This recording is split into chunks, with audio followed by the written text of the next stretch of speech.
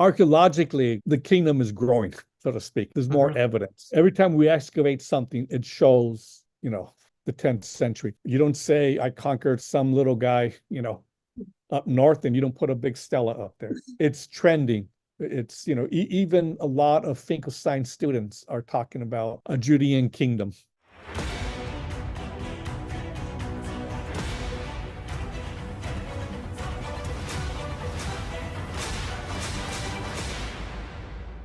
Dear viewers, welcome to the New NT podcast, the best channel in the Balkan in the field of the science and theology. Our guest today is Dr. Stephen Ortiz, Professor of Archaeology and Biblical Studies. Professor Ortiz, welcome. Thank you, Nemanja. I'm glad to be here.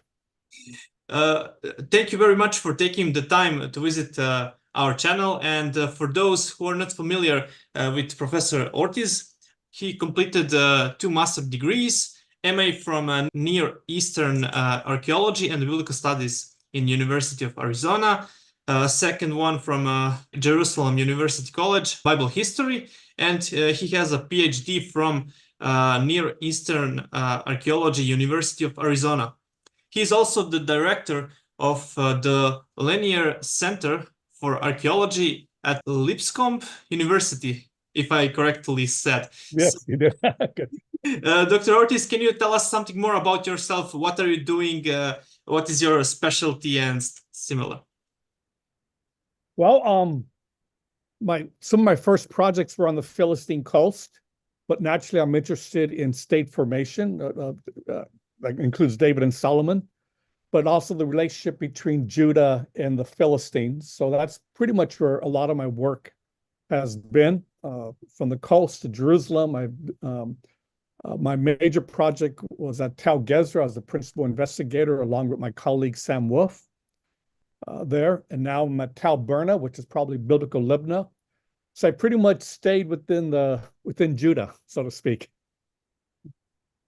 Oh, nice. Okay. Today's topic will be about historical David and Solomon. Did the United Monarchy really exist, Davidic Kingdom and the Solomon Kingdom? So before we begin, I want to invite viewers to follow our channel if they enjoyed the content. And now, Dr. Ortiz, first question is, who is author and what is the date of Tel Dan stele? Is it possible to translate that like House of Uncle, House of Kettle, House of Beloved, and similar? No, the irony is the inscription's pretty straightforward. It's Beit David. Any first-year Hebrew student would translate it that way. This is a basic text. And who the author is, I don't know. The Arameans, it's a stela. It's under the auspices of the Aramean kingdom that apparently conquered Tel Dan, and they set it up there. So I'm sure it would have been a scribe that would have, taken it from the king, and they would have put it, wrote this stela, and they would have placed it there at Tel Dan. Okay, and what date is of that stela? Epigraphers date the text somewhere about the 9th century, so to speak. Iron Age 2A. But the House of David didn't exist at this time. So it appears that the Arameans, when they wanted to brag about the northern kingdom, Israel, they talked about defeating the House of David. So kind of put some, historical references there, that even 100 years after the breakup of the kingdom, they still talked about the House of David. Okay, but what House of David means? Does it point to dynasty or something else? Oh, it's a dynasty. I mean, the way it's written, it's the okay. It's like in England, they call the House of Windsor, the house. Beit David doesn't mean his little house, a little apartment up north. It's the dynasty of David. All right, but Francesca Stavrokopoulou, if I correctly pronounce, thinks that Tel Dan stele doesn't point to historicity of King David. Maybe some David existed like some chief rather than king. So what is your response on that? Scholars can come up with theories. Anybody can say what they want. There's no direct one-to-one correspondence, but just using, basic historical facts. If you're going to conquer somebody, you choose, somebody big, you choose a kingdom. You don't say, I conquered some little guy, up north, and you don't put a big stela up there. Yeah, great point. Yeah. Yeah. So they can say, when it first came out, it was, it's supposed to be some temple, the house of Dawood, a new god that we never heard of before in the ancient Near East. And I think this is just scholars, not wanting to address the implications of this inscription that mentions the house of David. Oh, yeah. Great. Okay, but do we have some other inscriptions that mention David, like Mesha Stele or Karnak Temple? Do they mention David? Yes, Andrew Lemur for the Mesha inscription notes that we might have that same type of house of David. There's one letter missing, but it appears that it could be the house of David. And this matches up with what we see from the biblical texts. David was, his great-grandmother was a Moabite. So there's a lot of connections there between Moab and same difference when they want to talk about these kingdoms. They're mentioning David. The Karnak temple, you're referring to the Shishak's, the Bubastad Portal at Karnak. And there you have Shishak, who, this was after David, had a campaign in the southern Levant. And he mentions a lot of sites that he conquered. And somewhere in the Negev, he talks about the heights of David. And so it's a new term. We haven't heard that term. We don't have that term in the biblical text. But it usually applies probably for the high desert or the Negev highlands, that you have, cities, towns under the auspices of David, or were placed there by David, or under the authority. We don't know what the political, social relationship was, but it appears that, at least for Shishak or his scribes, in describing this area, he references David. Okay, awesome. Now, next question. Was Kibbet Keiafa a fortress of King David? I think so. It's a fortress on the border between Judah to the east and Philistia to the west. And, when it was first excavated, you had the debate, well, perhaps this is a Philistine fortress encroaching on Judah. But, you'll see Dr. Garfinkel, who excavated the site there, there's enough evidence to show that it was a Judean site. We don't have Philistine pottery there. And I think it's part of this westward expansion of David. We have the earlier biblical account, whether it's a memory, whether it's, a story, but that's the same valley that you had the fight with Goliath. So even under Saul, we have this tension right there. And it looks like when David became king, he realized, this is a major valley that Philistines are coming up. And so it makes sense for him to put a fort down there. Stop the Philistines before they come up to the hills. So you build a site down there. It's a single period site. It went out of use. It was destroyed. And myself, personally, I'm digging at Tel Gezer, and Gezer is further west on the coast. So it looks like they didn't need the fortress there because the Philistines were subjected, and I think Gezer became the new fortress under Solomon further west. Thank you. Okay. But now let's shift to Solomon. Why don't we find any clue or any seal, scribe with King Solomon's name? What is your response? there probably weren't many. I mean, I'm sure he had a signet ring. Epigraphic data is very minimal in the southern Levant. And it's just the nature of one, how many scribes did Solomon have where they were putting some signet ring on? And then two, the nature of the archaeological record. That's, these seals are small. So epigraphic finds are somewhat rare. And it was short-lived. I mean, these aren't, 300-year dynasties. These are short periods of history. Mm-hmm. I like what Kitchen does, where he looks, in the 8th century, we have a lot of epigraphic material. The 9th century, not as much. In the 10th century. So this is the new kingdom that's starting to establish itself, texts, establish economic, text there. So it takes a while for a kingdom to build up and establish, a library, so to speak. Okay, but we find, for example, inscription of Jerubbaal or Gideon. So at least we find one, but none for Solomon. Is it maybe possible that we will find in some future about him? I think so. The difficulty is the nature of Jerusalem.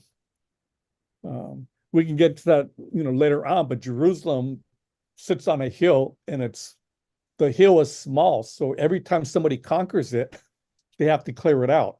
Mm-hmm. It's not like a traditional ancient Tel that we see, like I'm at Tel Gezer, where you have the, Canaanite city, then you have the Iron Age city built on top, and another one built on top, and another one built on top. Jerusalem is a mound like this. So you have a Canaanite city.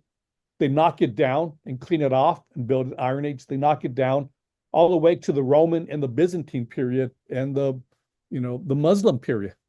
So it's the capital is unique because we just don't have much data. It's the top of the hill and it's cleaned out. If we're going to find something, it's going to be down in the valleys, 50 meters below. So who's going to be able to find something small that mentions Solomon 50 meters below? Yeah, I agree. Okay, amazing answer. So next one is about Dr. Ronnie Reich. He claimed that he found tunnel that David used to capture Jerusalem. Is it true?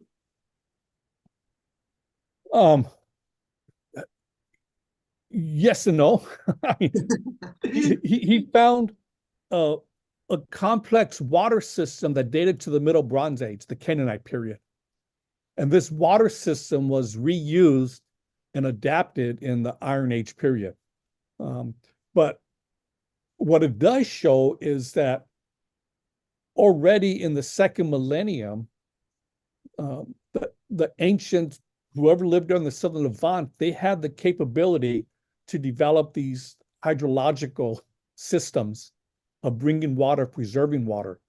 And the other unique thing about it, just comes back to the question you asked about Solomon, is Jerusalem was well excavated.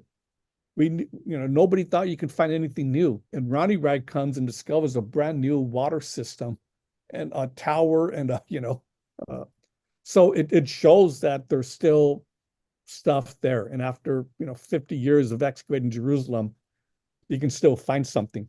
And so that's one of the impacts of Ronnie Reich's.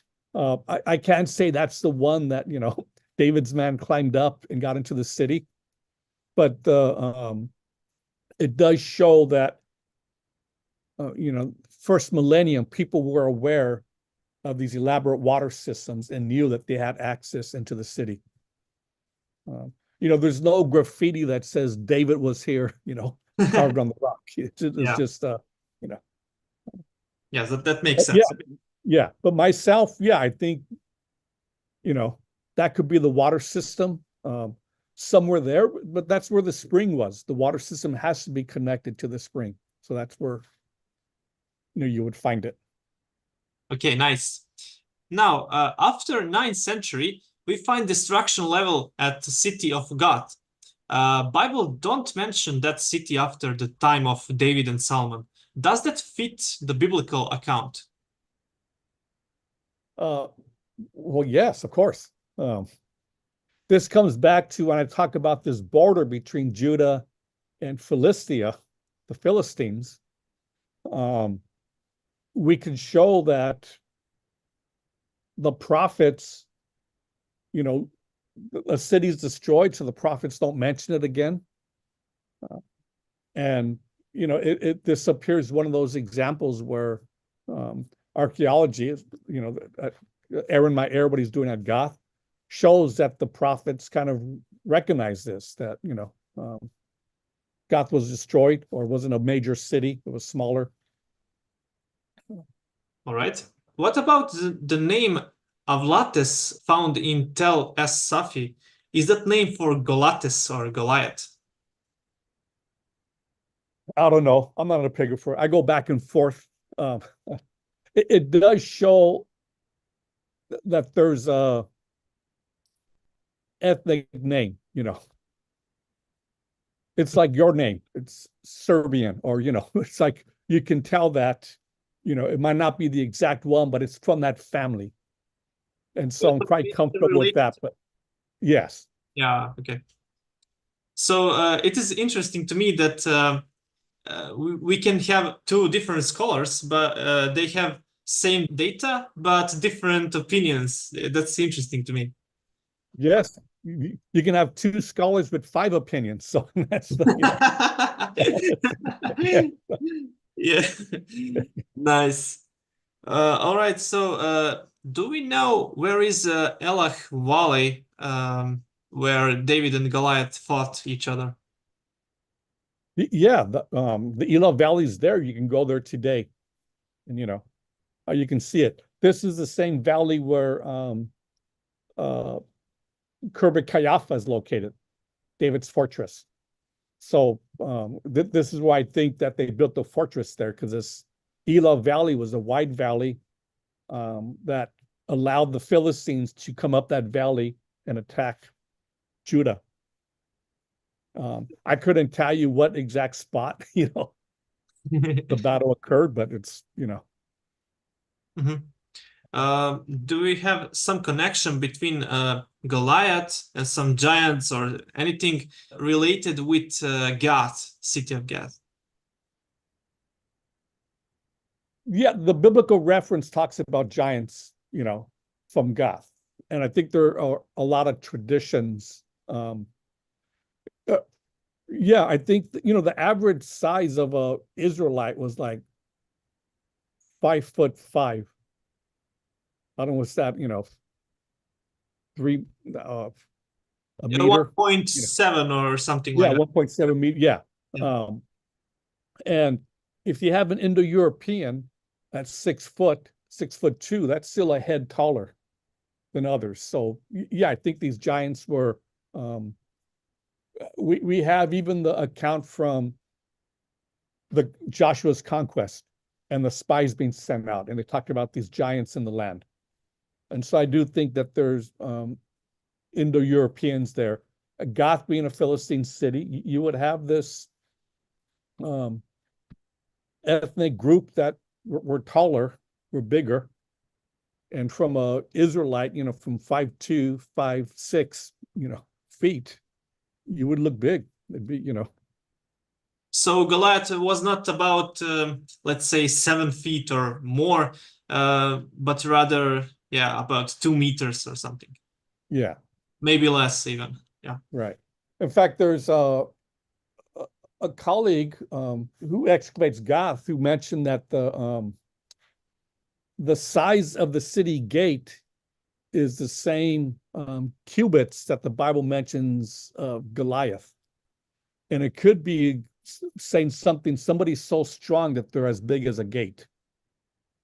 And so they're just giving that cubit there. And interesting theory. But if it does fit and people are using it, that this can be what we would call an idiom. It's like, it's a saying that people used back then to talk about somebody being so big, It's like, I'm so hungry I can eat a horse. I'm just talking about how hungry I am. And that's an American idiom for, Yeah. Something like that. And we might have this preserved in the biblical text when they're talking about Goliath and other giants from David's mighty men that fought. That's just like, these are just big, men. Would you say that it is same like when Samson killed 1,000 people? It says 1,000. Is it like Hyperbole, yes. Yeah. Uh-huh. Yeah. So, okay, nice. And now Israel Finkelstein says that Goliath is described as a heavy Greek soldier of 7th or to 5th century even BC.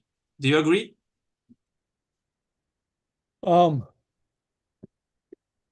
Yes and no. I mean, I've read Finkelstein's article on Goliath. There's others. Jeff Zorn also comes out with one that thinks that, the description of Goliath's armor is typical of Iron Age 1 period. Back then, soldiers were the same thing. You had a head thing, you had a breastplate. So the descriptions of the armor would be very similar. I'm comfortable if later interpretations of the Bible, they updated it. And let's say during, when Chronicles was written and they would update it in the Persian period, they would use, okay, what's a battle armor from our period? But I don't think that places it where the text is.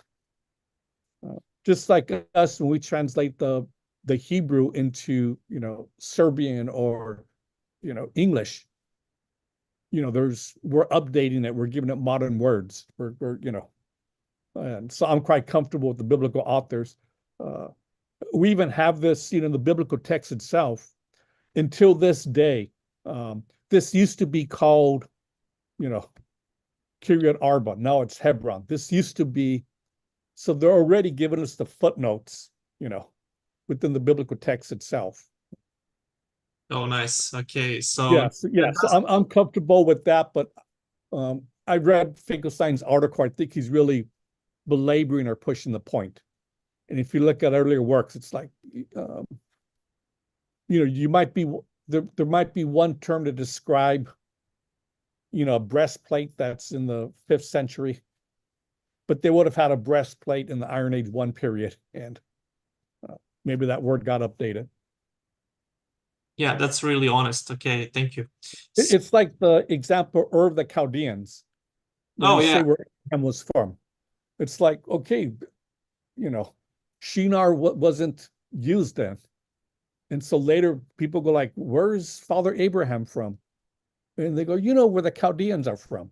And so they update it. So, I'm comfortable with that, with updating or giving a more contemporary term for the biblical text. Yeah, that's perfectly rational.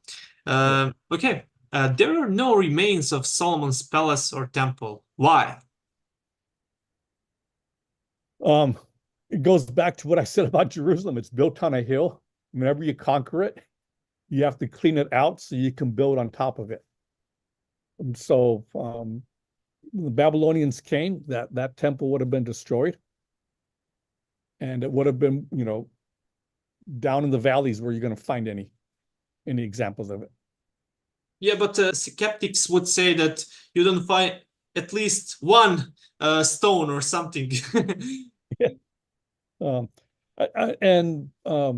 I'm sure you would. You have the Temple Sifting Project that's doing that, where they're collecting, they're finding a lot of material down in the valley, or what would have been the valley, under the Dome of the Rock, and it's adding to it. So that's where you're going to find the stones. Again, it's not like another tower where they just cover it up and build on top of it.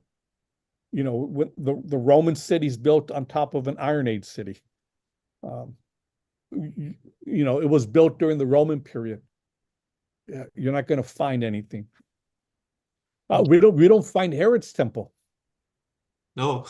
Nobody denies Herod's temple existed, but we don't have any archaeological, except the blocks down in the, like the place of trumpeting, where you find them down in the street.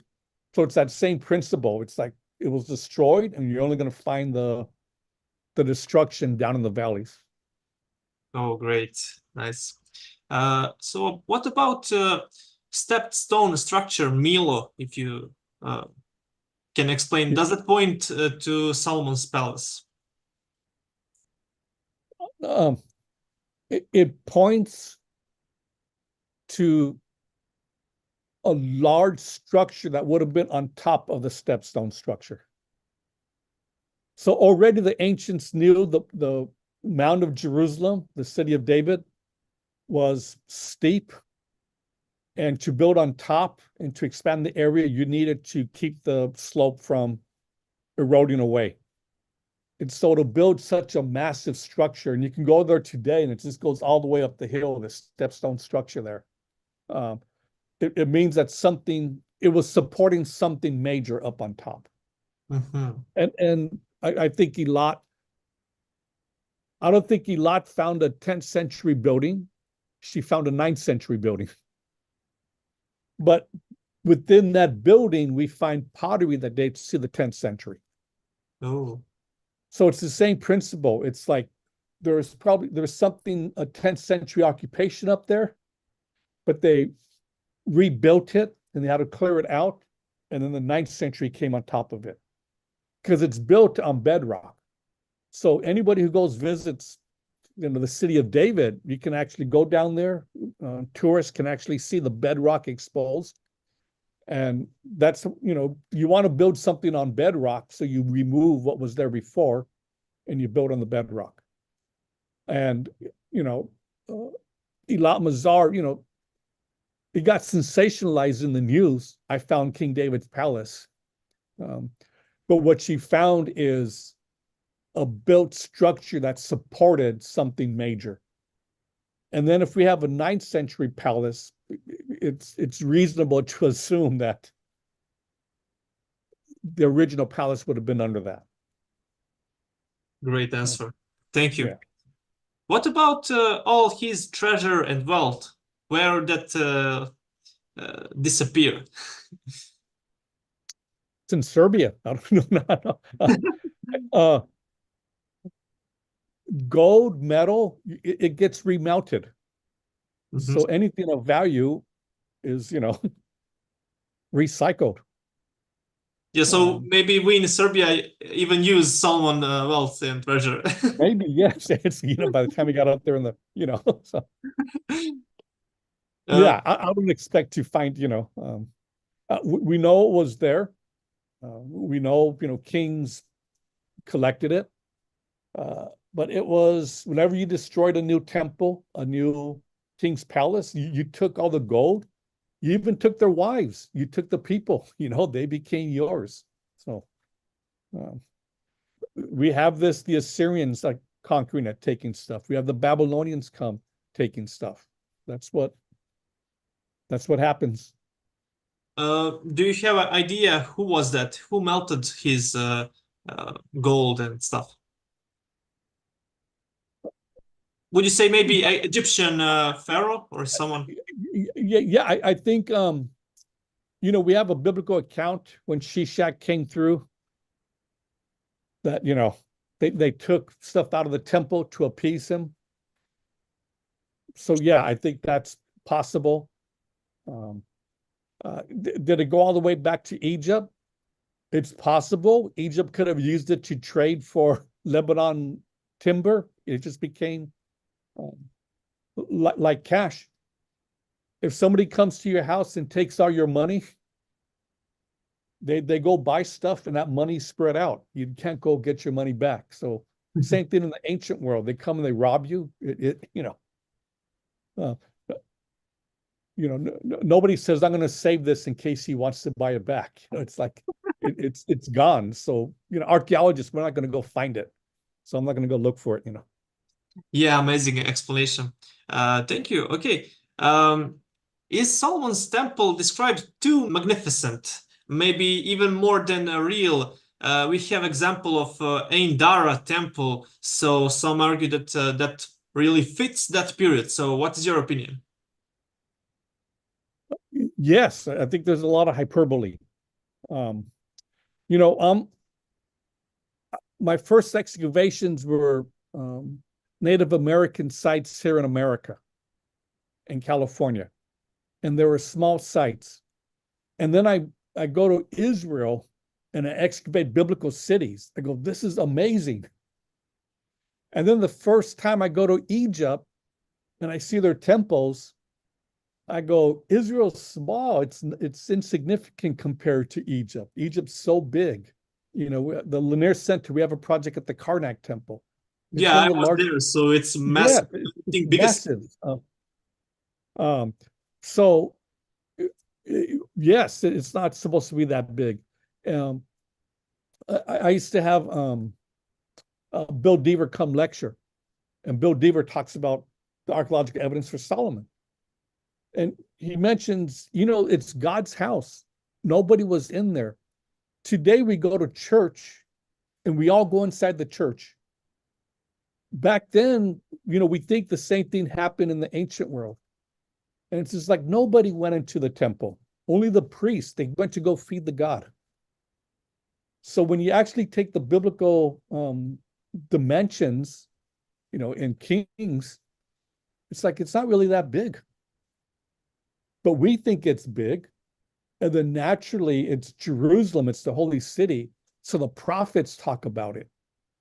And then people talk about it going, you know, when they go home.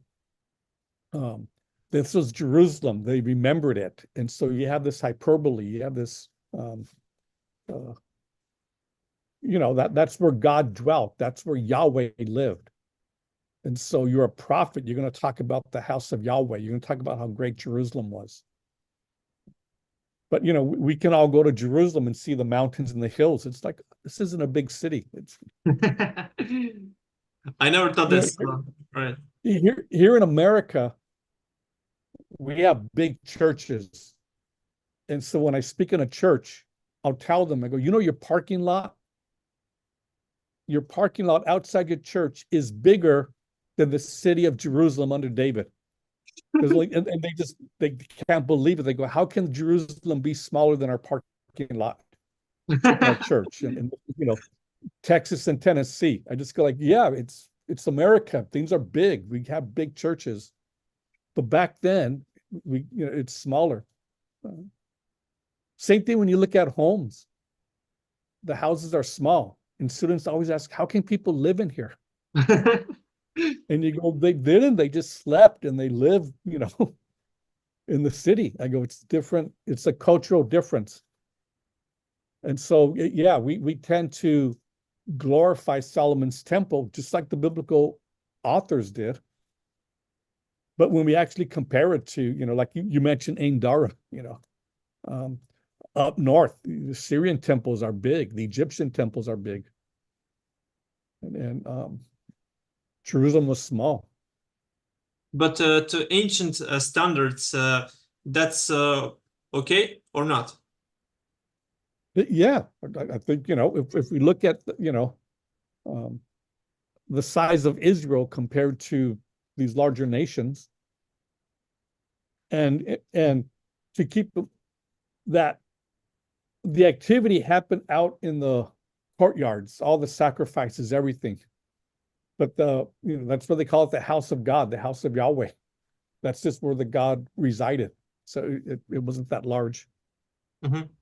Is it like in first century court where Jesus was judged, or how you say, in the time of Pilate? It's small, about, let's say, 100 people can fit in that place, but we sense that there is more people that are shouting his blood on us and our children and something. Well, yeah, and same thing, because Hollywood does that, you know. We look at a movie and it's like, it has to be big and grand, and it's like, wow, that really, you know. Same thing with a lot of the battles with David and Solomon. when we look at how many people were fighting, it's just like this wasn't a big battle like World War II with tanks and airplanes and, wasn't even like the Roman period, where we have the Roman military. So first millennium, that's the biggest thing for us Westerners when we try to reconstruct biblical history. The dimensions, the perception. It's like these are smaller countries that they're fighting.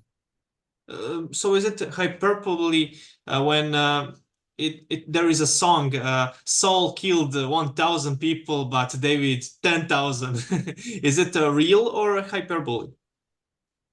Hyperbole, but I think it's real that they're saying David was 10 times better than Saul. Oh, yeah. They're giving the number, but, it's... Okay, let's move next.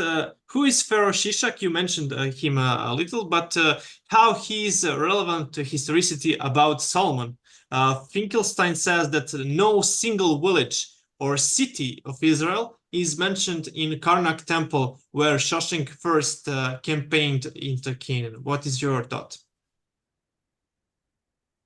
I cannot explain how Finkelstein thinks, so I can't,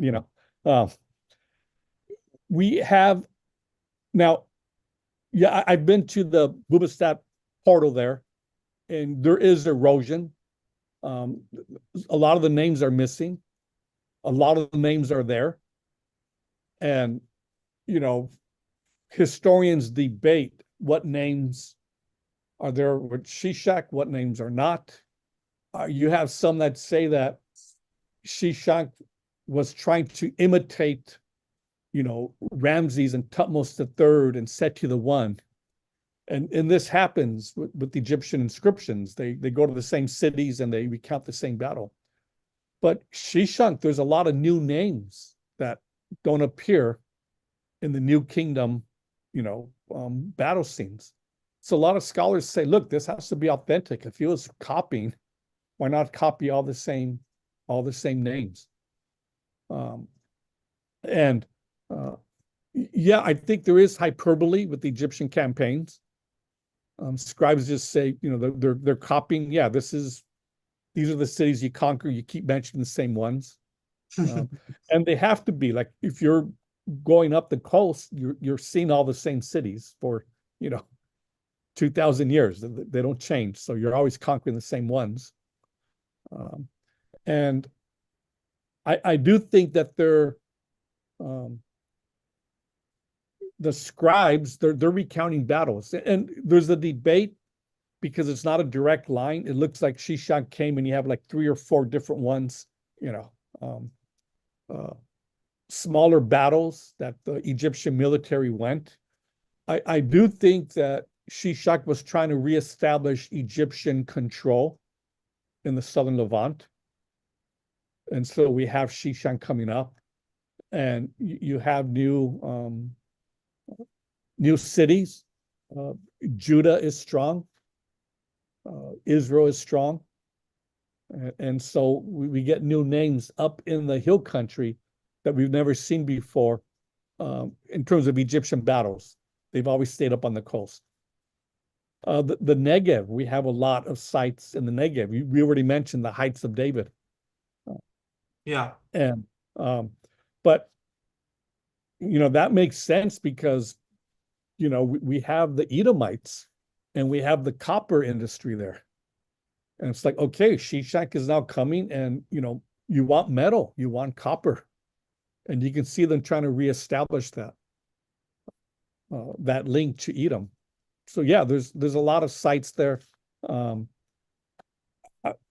I don't know which reference, you're talking to about Finkelstein. I've read, a lot of his stuff, but most historians, they'll fight which names of the cities, but they know that there's a lot of cities there that Shishak mentions. Yeah, that was some documentary when he says it in interview some. So that's certain books, but okay.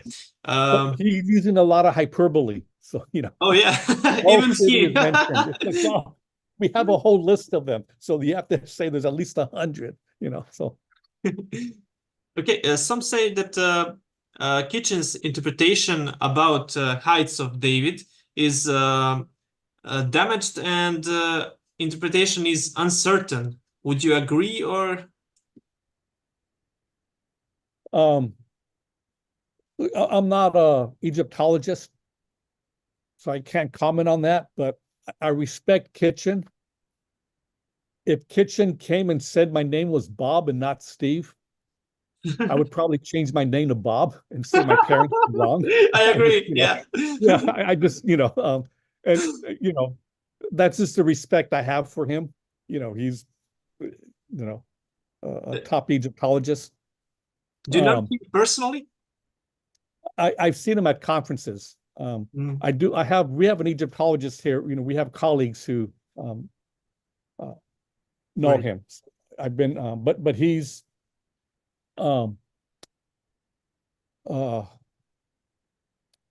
he's aged now where his memory isn't that good.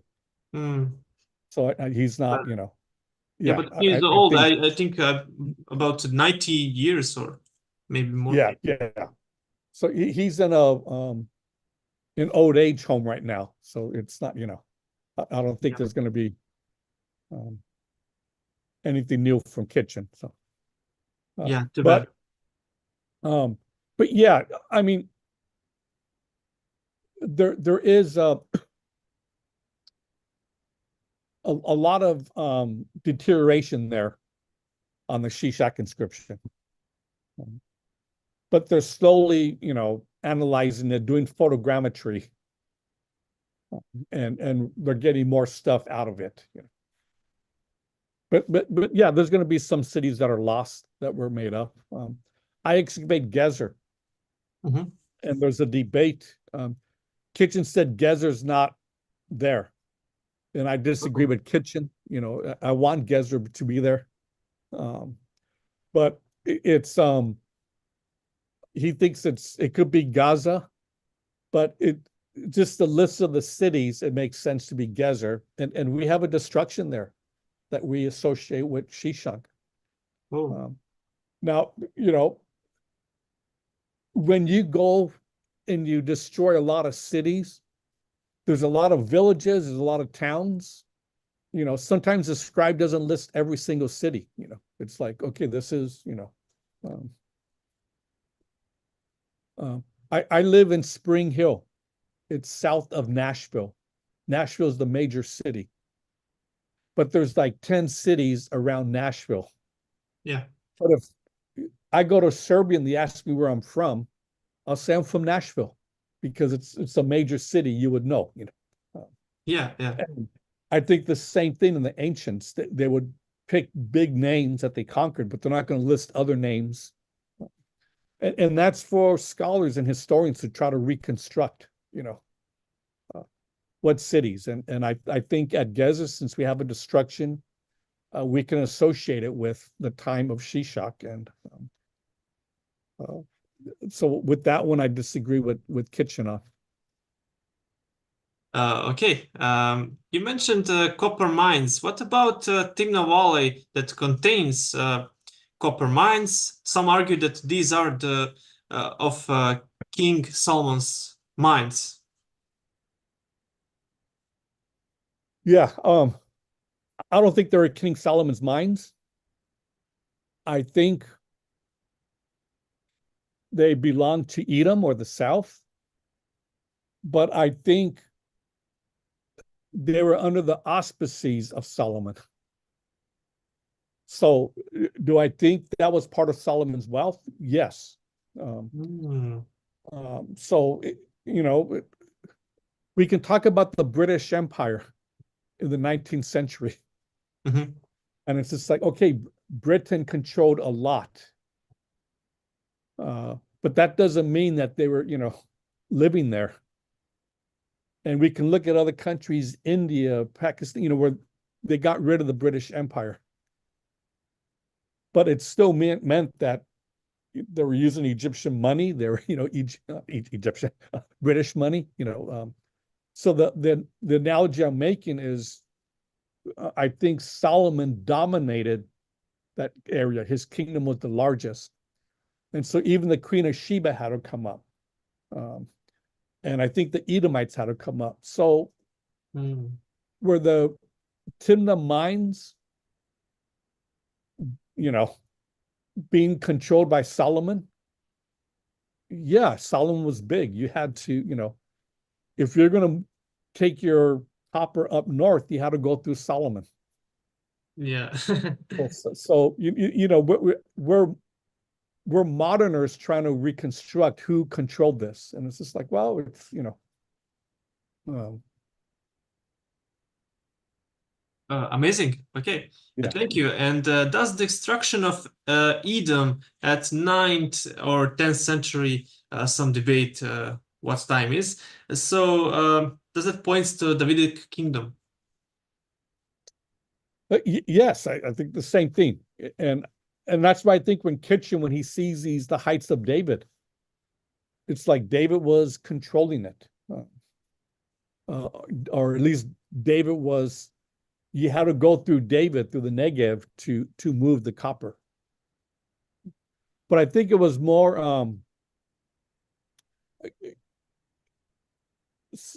So in the biblical text, we have David would subdue the Edomites. David would subdue the Moabites. But they were still Moabite. They were still Edomite. It's just they were under, David's rule. Yeah. And just like we can go all the way back to our initial discussion, the Arameans, we defeated the house of David. And it's just like, well, they actually defeated the Israelites, but the Israelites didn't become Arameans. They were still Israelites. They were just subject to the Arameans.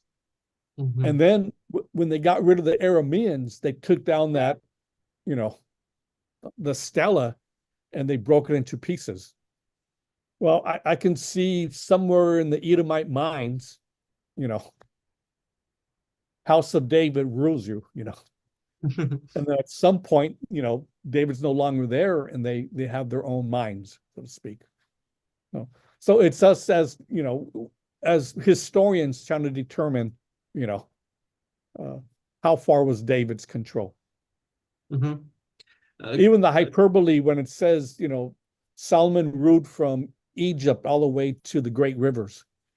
Like archaeologically, it's just like, I'm not going to go find a 4-room house in Egypt, an Israelite house, but it's saying that from, the brook of Egypt, from, Sinai, where they considered Egypt, Solomon controlled.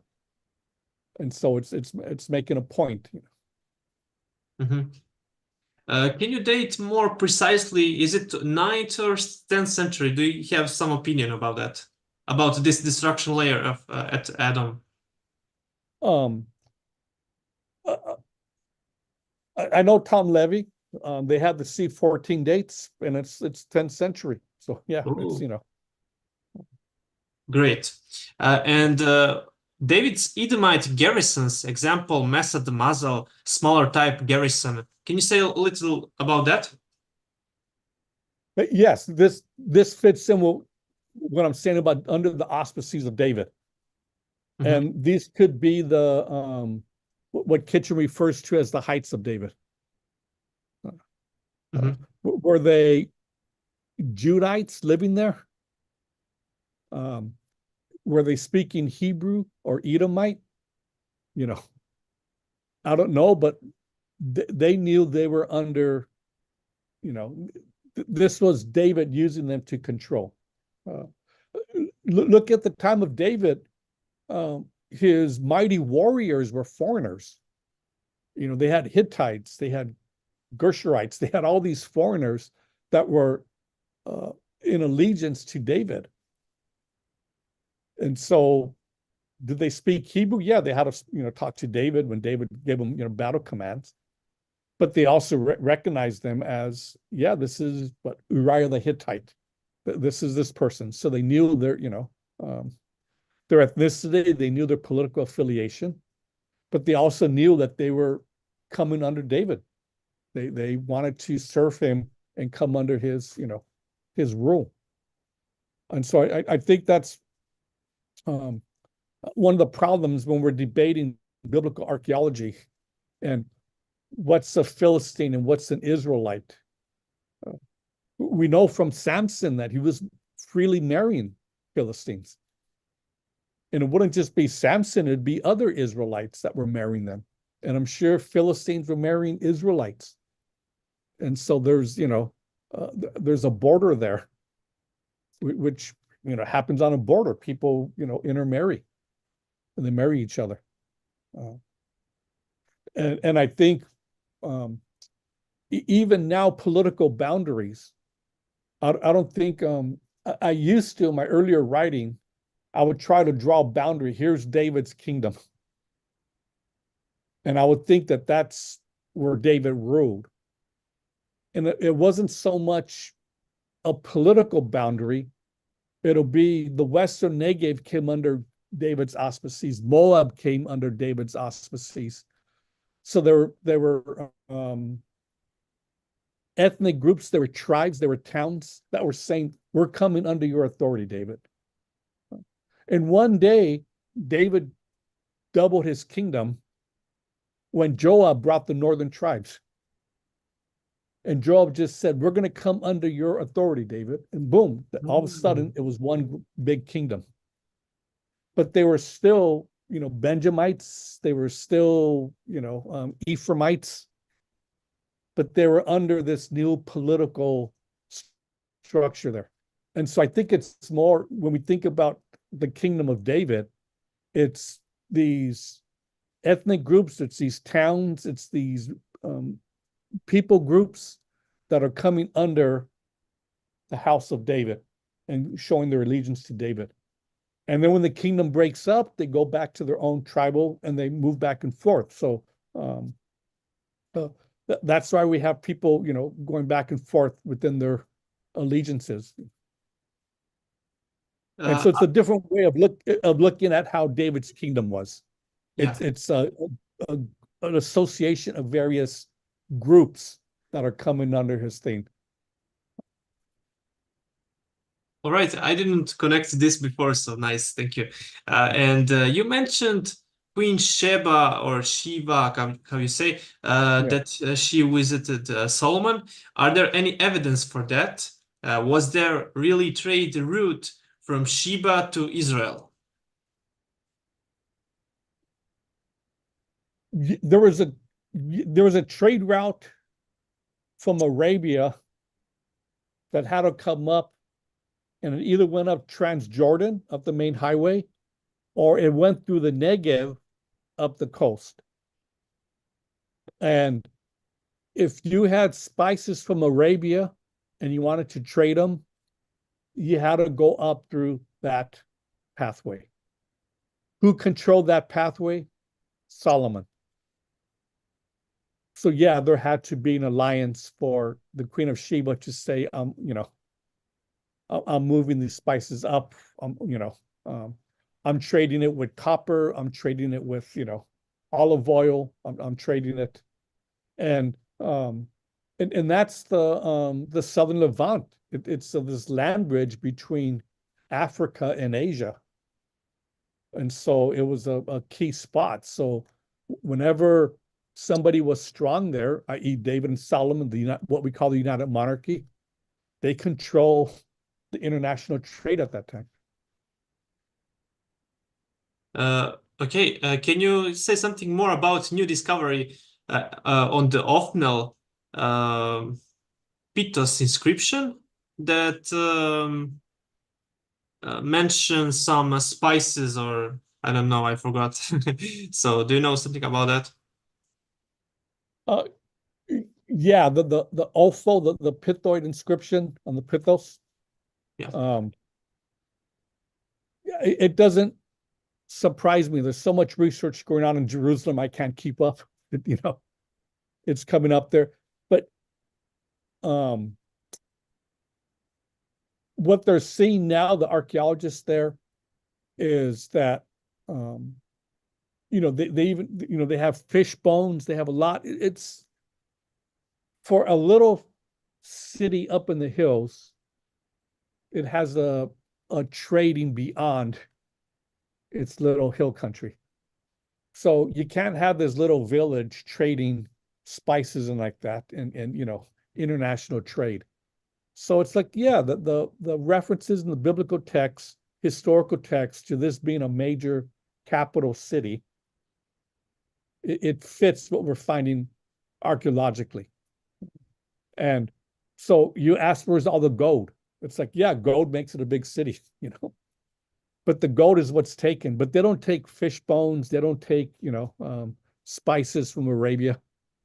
They leave that. But if you have that, it implies international trade.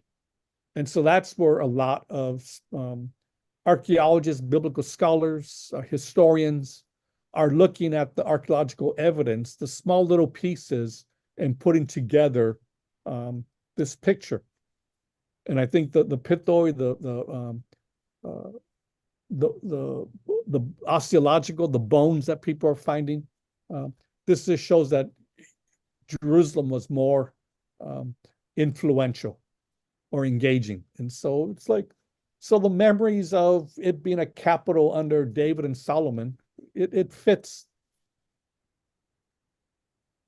Okay, thanks. But do you agree with Dr. Daniel Weinstock? He translated some text like laudanum or some incense ingredients that is mentioned in Exodus 30:34, and he dates that to 10th century. Would you agree with him? I don't know about this find, but I wouldn't see why not if it was published in a major journal. Yeah. Peer reviewed. It's like, you know. Yeah, that's under the Ilibalyk Mazar. So yeah, and Ilibalyk Mazar, she was a great archaeologist. She was, you know, a scholar. She didn't, you know, she's not pulling stuff out. You know, she might be taking a small piece and making it bigger, but there's data there of what she's doing. You know. Yeah. Okay. Just a few questions left, and can you answer? Does the gate system found at the cities of Hazor, Gezer, and Megiddo points to King Solomon? What about stables found in Megiddo? Are they Solomon's?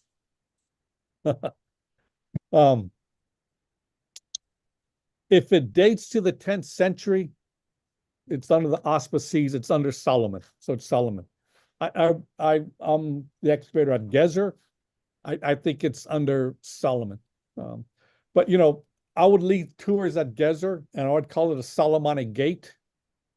And I'd say, but I know Solomon never came here. He was the king. He stayed up in Jerusalem and he had a lot of wives. So he didn't come under Gezer. But it was he was the king of a large, you know, entity.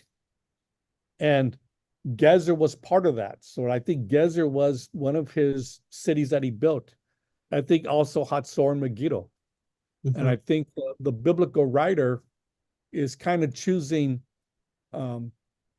three cities, you know, Hatzor up in the north, Megiddo in the Jezreel Valley, and Gezer guarded the entrance to Jerusalem. You had to come through Gezer to get to Jerusalem. So now the gates, we have gates like this in the Philistines. You know, these chambered gates are good Iron Age gates. And they have a long history. They're not three, you know, Middle Bronze Age, it's two. But that's the way you can just build a tower and a structure for people to come through. I think it's unique that they match up, but we have other gates too. So when they were first found, you know, Yigo Yadin said, these are the Solomonic gates.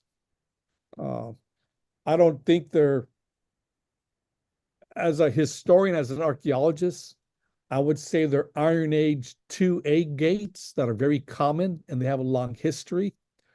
Since this is the time that Solomon dates to, he used the engineering, the gates of that time period. So if we want to call them, you know, Iron Age gates, the Iron Age gates, you know, I mean the Solomonic gates, because he was the, you know, but we have them in Moab also, so they could be a Moabite gate. Yeah, but so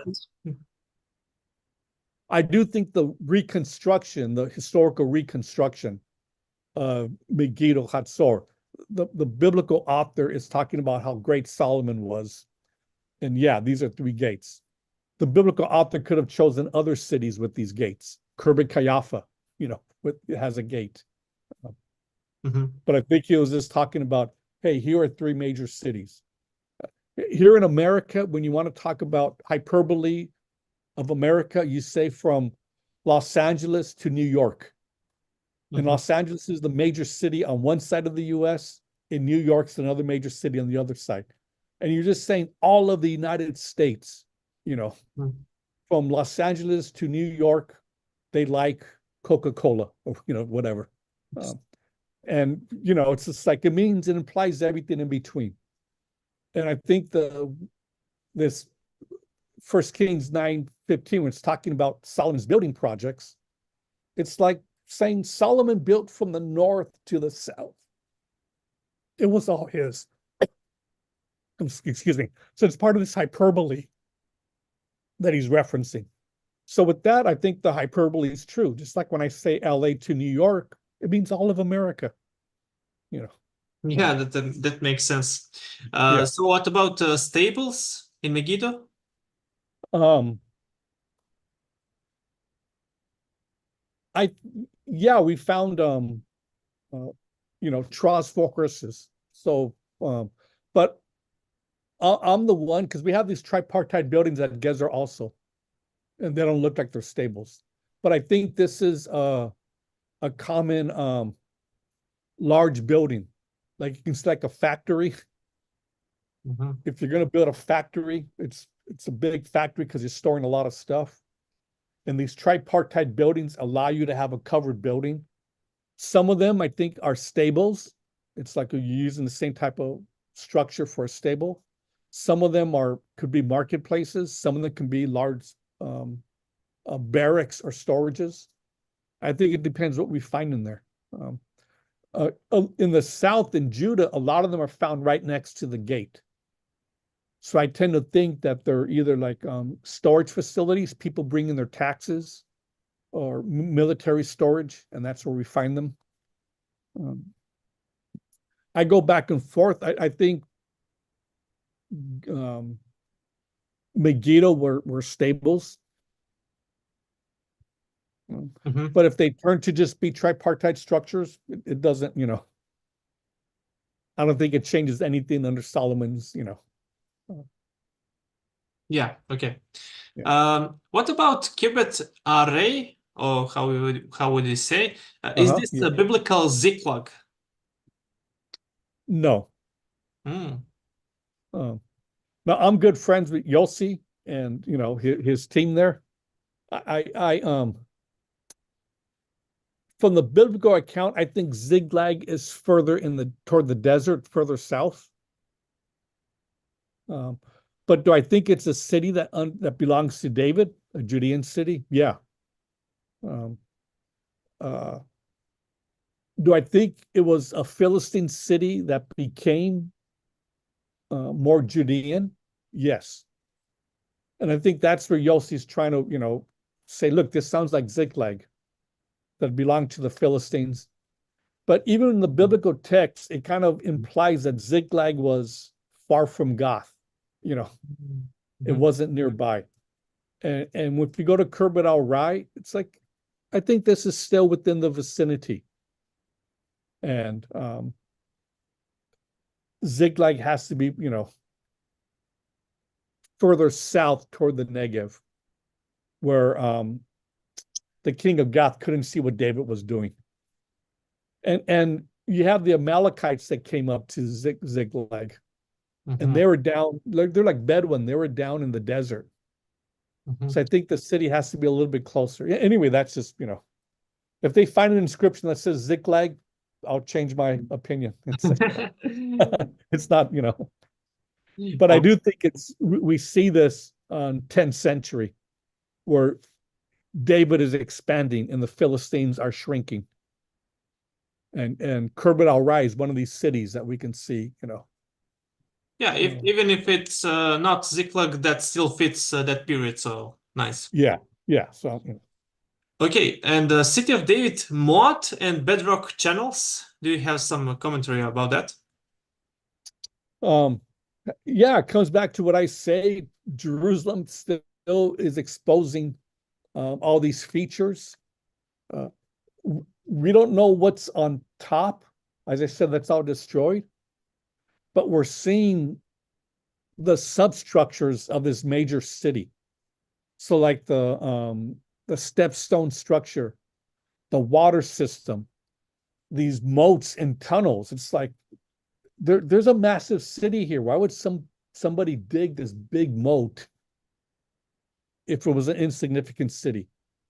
And I think that's the nature of Jerusalem archaeology. We're not going to find David's palace. We're going to find the plumbing under the palace. And that's what's going to tell us that there was something big there. And same thing, we're not going to find the temple or the large buildings of this capital city of Jerusalem, but we're going to find all the systems that controlled it that were subterranean.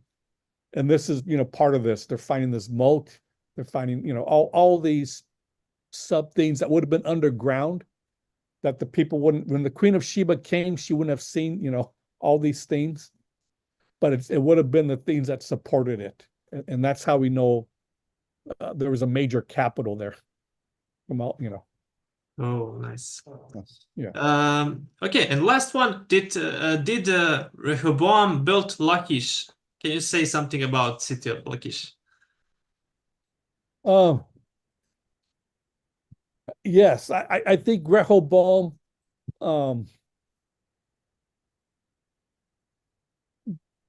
built a line. The Bible mentions Lachish as one of them. It's possible. I tell you, I'm digging with, we're teaming up with Ariel University. We're digging Libnah. Libnah, we have an occupation that dates to the time of David that was unwalled. So Libnah, these are Judeans that felt safe. We don't need to build a wall around the city. That city was destroyed, and we think it was Shishak. It's not mentioned, but it's, Shishak destroyed it. And on top of that, we have a fortress. And it's like, this is like Rehoboam's fortresses, but Libnah's not mentioned. So yes, I do think that Rehoboam realized, man, Shishak came through and attacked us. And now his kingdom is not far out. Gezer is abandoned. It's no longer Judean. And his kingdom shrinks. And somewhere in the Shrei Law, which is where Lachish is located, Libnah, we're nearby Lachish, he has to build these fortresses. And so any fortress that's after Shishak's destruction, 10th century, since Rehoboam was the king, it's Rehoboam's fortress. It's under his auspices. And the biblical text just mentions some of them, I think. Again, showing you and here's Rehoboam's fortresses. He built this system. And some of these cities there. I don't think there's enough at Lachish, but I do think it shows that in the end of the 10th century, there's a fortification there. And so if Yossi says this is Rehoboam, I'm like, okay, it's better Rehoboam than some Philistine king. Yeah, it's in Judah. definitely. So, yeah.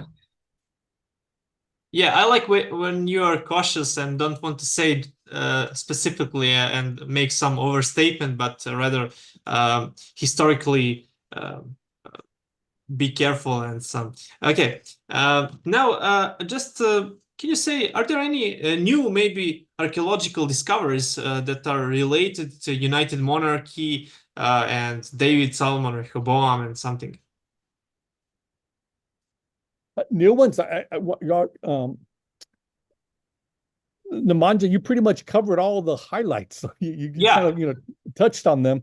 I think the new stuff is the accumulation of data that it's going to be an evaluation of, I mentioned these borders, like we like to think it's borders, but I think it's more people coming under David's kingdom. And so we're going to be more sophisticated in how we talk about David's and Solomon's, the United Monarchy, the control.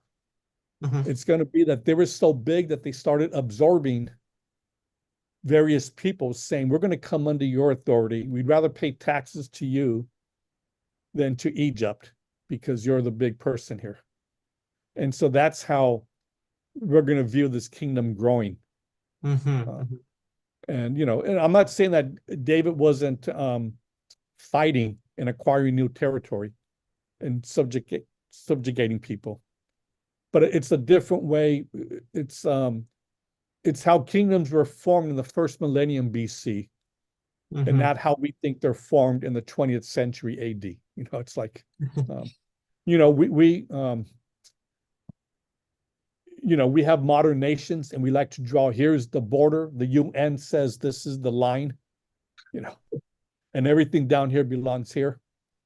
And I think it's more in the first millennium, it's all these groups that came under the authority there.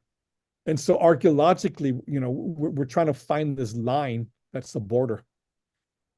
And it's just like, it's not. It's like this group belongs to David. This group belongs to him. And so archaeologically, we're seeing these different groups. And that's why they're debating, well, this doesn't look like David. This looks like Philistines. And it's just like, yeah, there are probably Philistines that were loyal to David. These look like Edomites. Yeah, they are Edomites, but they're under David's authority.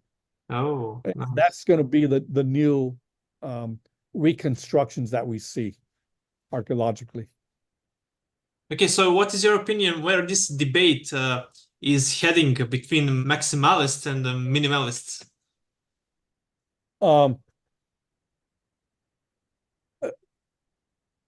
Well, archaeologically, the kingdom is growing, so to speak. There's more evidence. It's not like, every time we excavate something, it shows, the 10th century. Even the low chronology people that said there's no, they're redating everything to the 9th century. Yeah. It's like C14, it's just like, it's showing that there's, when Caiaphas came out, nobody argued that it wasn't 10th century. Nobody argued that it doesn't represent a kingdom. They quickly said it's the Philistine kingdom. That didn't work. And even Finkelstein said it belonged to Saul. And it's like, well, that's still a biblical kingdom, and that's even a super maximalist because Saul was up in Benjamin. And for him to say that Saul had a bigger territory, Yeah. it still supports. You might as well say Jerusalem because they're only like 5 miles apart. It's, and I think that's where, it's trending. It's, even a lot of Finkelstein students are talking about a Judean kingdom. Okay. And, yeah. And what is conclusion? Why it is important that King David and Solomon really existed? What is implication of that? Does it matter even? On two levels. One, as a historian, yes, you want it to matter. So, I take the biblical text as historical, that it's reflecting historical events. These are real people. But there's also another layer that this is the biblical text. So people of faith, when they look to the biblical text, it talks about God's sovereignty, that God chose a people, that God called a king. And I don't think it's a perfect theological description. It's not theology, it's life. And they're describing Yahweh, a God who acted in history. and the Israelites are recording that history in the act of God. And it's the later prophets that start to put this into a theological formulation.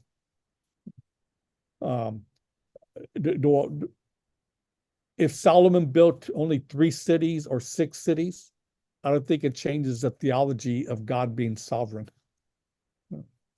But I do think that these weren't stories that were made up.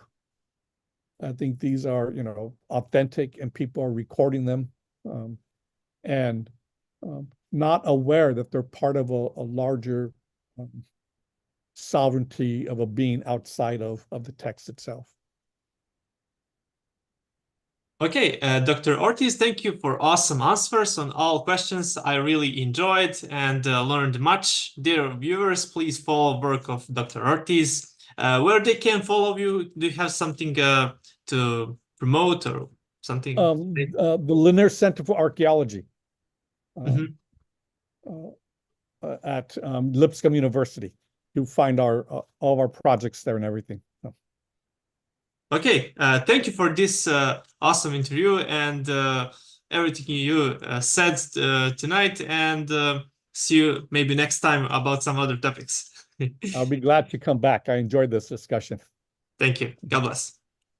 Too.